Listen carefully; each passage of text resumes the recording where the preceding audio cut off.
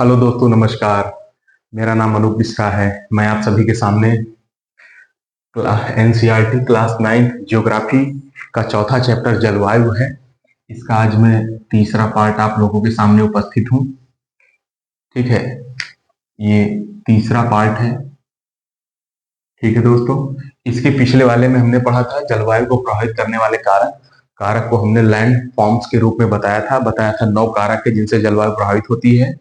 L माने latitude यानी कि अक्षांश, ए माने एल्टीट्यूड यानी ऊंचाई, एन माने नियरनेस ऑफ द सी यानी समुद्र से समीपता, डी माने डायरेक्शन ऑफ विंड, एफ माने फॉरेस्ट यानी कि वन।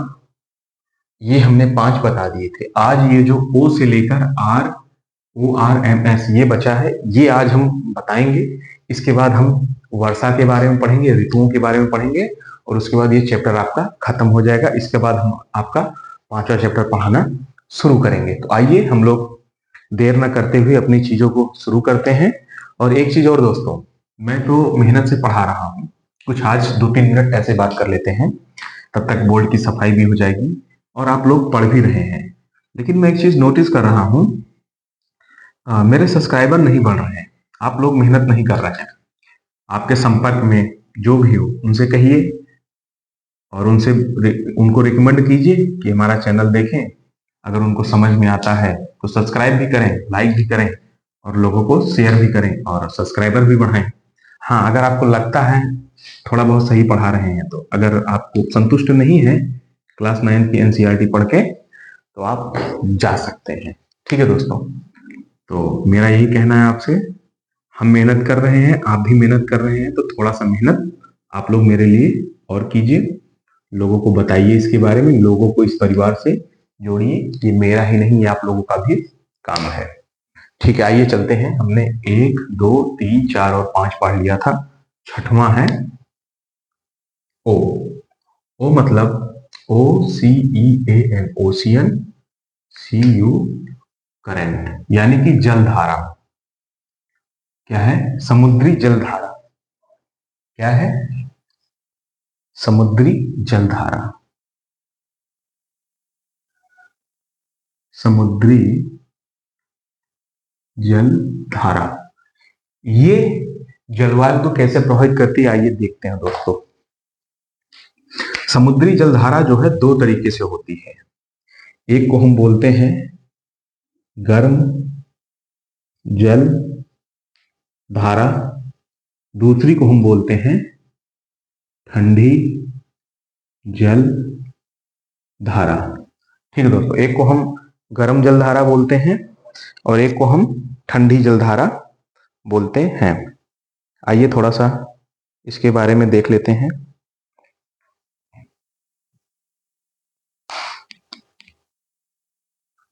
ठीक है दोस्तों, ये गर्म जल धारा और एक ठंडी जल धारा। ठीक है, जैसे कि हम द्वीपों की बात करते हैं, कॉन्टिनेंट, महाद्वीप, तो कितने महाद्वीप हैं?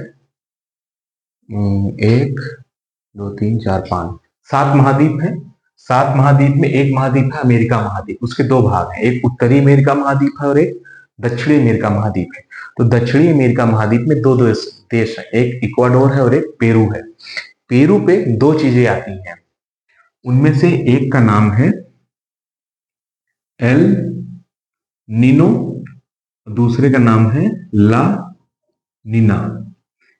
एल नीनो एक गर्म जलधारा है, ला नीनो एक ठंडी जलधारा है। इन्हीं दोनों को आज हम इसमें पढ़ेंगे और बताएंगे इन जलधाराओं से जलवायु कैसे प्रभावित होता है और ये भारत को कैसे प्रभावित करती है। ठीक है दोस्तों, जो गर्म जलधारा है इसमें एक शब्द आता है एल नीनो। El Nino. ठीक है, जो ठंडी जलधारा इसको हम बोलते हैं ला नीना। ला नीना। ठीक है दोस्तों, आइए अब इसको अच्छे से हम लोग पढ़ लेते हैं।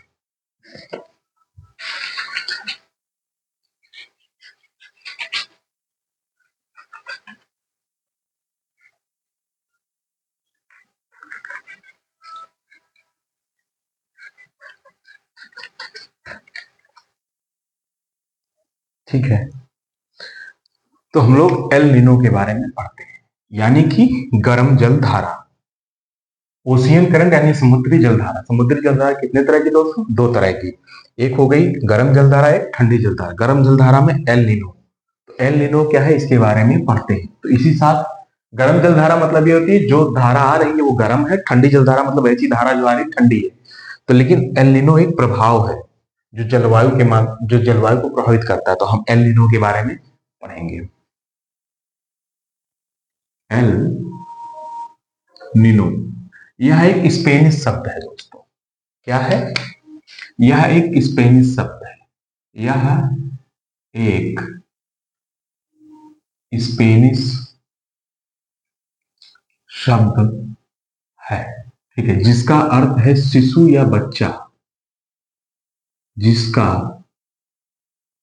अर्थ है शिशु या बच्चा। ये आता कहां पर है? ये दक्षिणी अमेरिका महाद्वीप देश है एक, पेरू और इक्वाडोर, ठीक है। एल नीनो बेसिकली गर्म जलधारा को बोलते हैं। तो एल नीनो क्या है? एक गर्म जलधारा है। क्या है? गर्म जल धारा, जो पेरू या इक्वाडोर के तट पर कब आते हैं? प्रति 3 वर्ष, यानी 3 वर्ष में एक बार गर्म जलधारा है जो प्रति 3 वर्ष में एक बार आते हैं, ठीक है, जो प्रति 3 वर्ष में एक बार आते हैं, जिससे यहां का जो टेम्परेचर है, यहां का तापमान, यहां का तापमान 5 से 10 डिग्री सेंटीग्रेड बढ़ जाता है, ठीक है दोस्तों। जब ये गर्म जलधारा पेरू के तट पे गुजरती है तो यहाँ का तापमान क्या है? 5 से 10 डिग्री सेंटीग्रेड बढ़ जाता है और यहाँ पे निम्न वायुदाब क्षेत्र उपस्थित हो जाता है।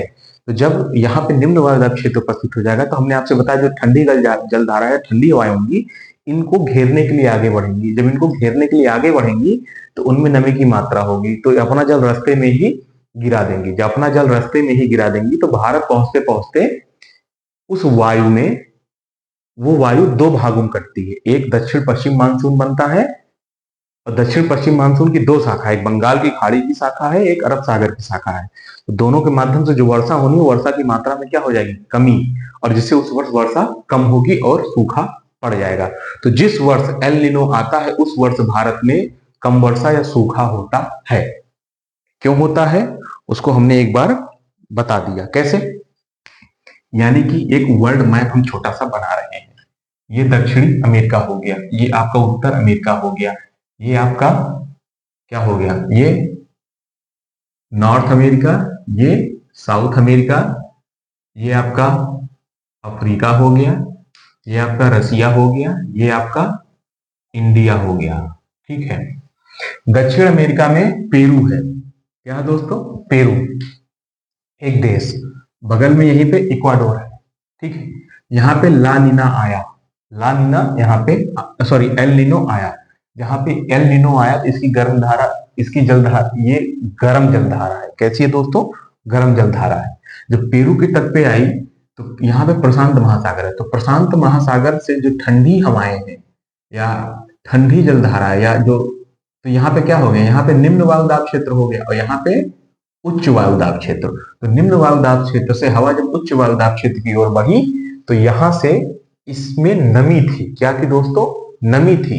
ये नमी जब लेकर आगे बढ़ी ऐसे करके, जब भारत में आनी चाहिए तो भारत में आने से पहले यहाँ पे पर्याप्त मात्रा में नमी थी, ये रास्ते में बरसाते हुए पानी आई। लेकिन जब भारत में पहुंची ये तो यहाँ से 2 शाखा बट गई। ये कौन सी है? दक्षिण पश्चिम मानसून, यानी कि ऐसे देखोगे ऐसे जा रहा है ना, ये दक्षिण हो गया और ये पश्चिम, दक्षिण पश्चिम मानसून है, दक्षिण पश्चिम मानसून। अब ये जो दक्षिण पश्चिम मानसून है ये 2 भाग में है। ये अरब सागर की शाखा है और ये बंगाल की खाड़ी की शाखा। एक अरब सागर की शाखा से भारत में वर्षा होती है और एक बंगाल की खाड़ी से। एक अरब सागर की शाखा, दूसरी बंगाल की खाड़ी की शाखा। जब एल नीनो पर 3 वर्ष या 7 वर्ष में आता है तो 5 से 10 डिग्री टेम्परेचर बढ़ जाता है। तो यहाँ पे निम्न वायुदाब क्षेत्र स्थापित हो जाता है। तो उच्च वायुदाब से हवाएं चलती है, इसको ले लेती है और अपने साथ कहती है चल मित्र आगे बढ़ते हैं। जब धीरे धीरे आगे बढ़ता है तो रास्ते में अपना बारिश यहाँ किया, वायु में नमी कम हो गई, फिर पानी लिया, फिर नमी कम हो गई, फिर पानी फिर गिराया, फिर यहाँ आया। यहाँ पे नमी की मात्रा अगर थोड़ा बहुत है तो यहाँ पे जो दक्षिण पश्चिम मानसून ये जो जा रही है ये 2 भागों में बटी, एक अरब सागर और दूसरा बंगाल की खाड़ी। तो जब अरब सागर से घुसी थोड़ा बहुत नमी ली तो बिहार तक आते थे वर्षा की मात्रा कम। लेकिन जब अरब बंगाल की खाड़ी वाली गई तो पानी की पर्याप्त मात्रा ले ली, लेकिन वो भी बहुत ज्यादा पंजाब से बारिश कर पाई, उसके आगे नहीं। तो इस तरह से इनमें जब इनकी हवा में नमी की मात्रा कम हो जाएगी तो भारत में उस साल सूखा पड़ेगा, या थोड़ी बहुत बारिश होगी या सामान्य बारिश होगी, बहुत ज्यादा बारिश नहीं होगी। एल नीनो ये हो गया। अब अगला है ठंडी जलधारा। क्या है दोस्तों? ठंडी जलधारा, जिसे हम बोलते हैं ला नीना। इसीलिए मैं इसको कल नहीं पढ़ा रहा था, बहुत बड़ा था और चीजें समझानी भी थी। ठीक है,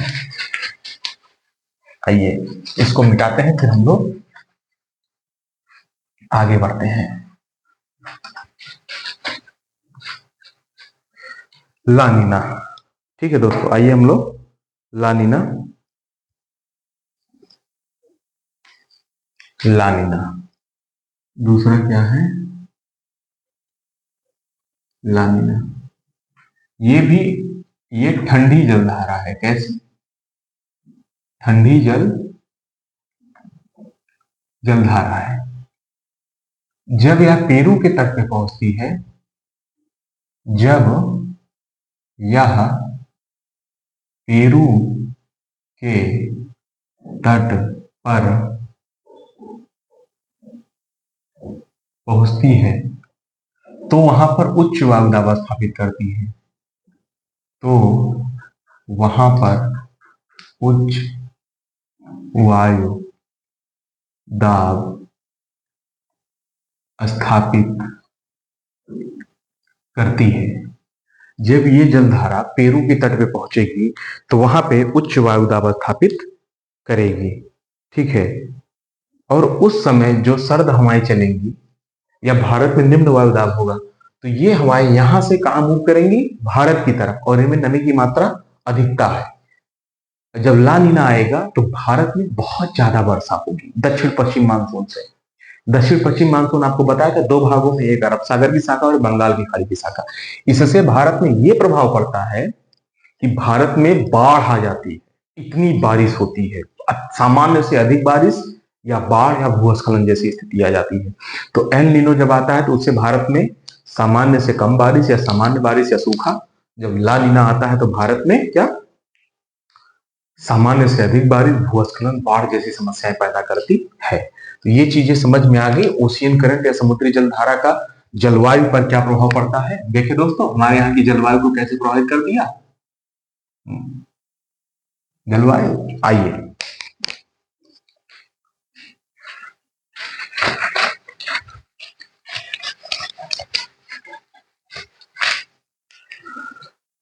ओ माने ओशियन करंट हो गया। अब अगला आर है। आर माने रेनफॉल। आर मतलब रेनफॉल यानी कि वर्षा। ये चीजें आपने जब एल नीना ना नीना बता रहे थे तो बताए थे भारत में किस तरीके से वर्षा ज्यादा होती, किस तरीके से वर्षा कम होती है, कब भूस्खलन आता है, कब नहीं आता, कब सूखा पड़ता है। तो ये भी चीजें उसी में कवर हो गई। अगला है आपका एम माने माउंटेन। इसको पढ़ लेते हैं। एम मतलब क्या है? माउंटेन।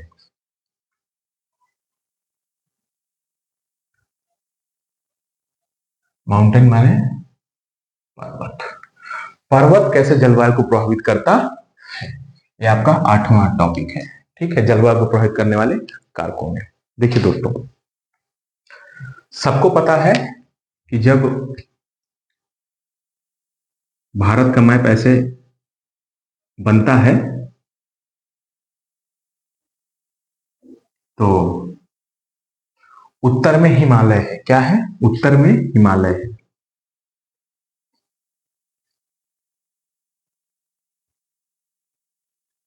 और आपको भी पता है उत्तर में सबसे ज्यादा ठंडी पड़ती है। ठीक है, उत्तर में यहां पे सबसे ज्यादा ठंडी है।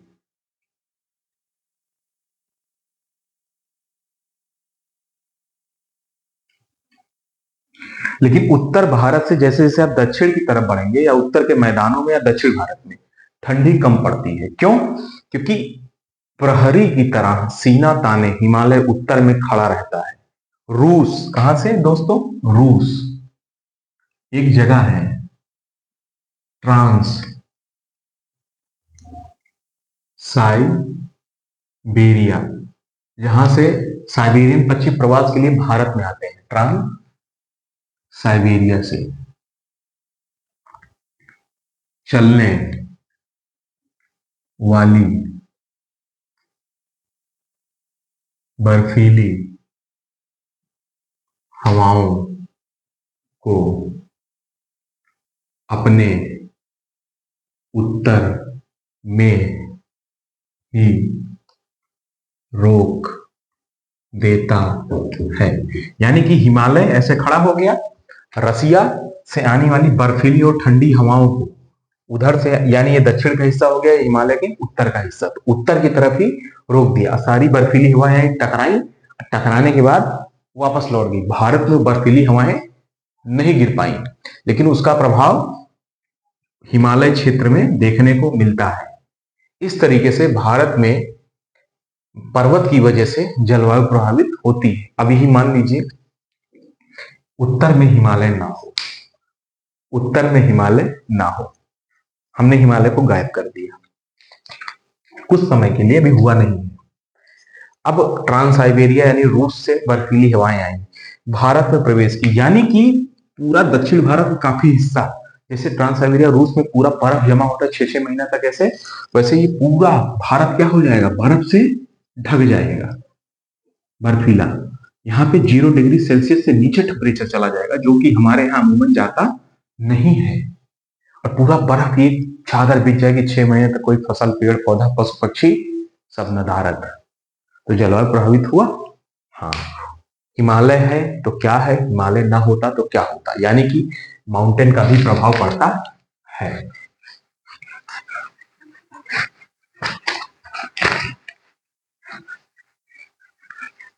ठीक है दोस्तों, अब आगे आइए।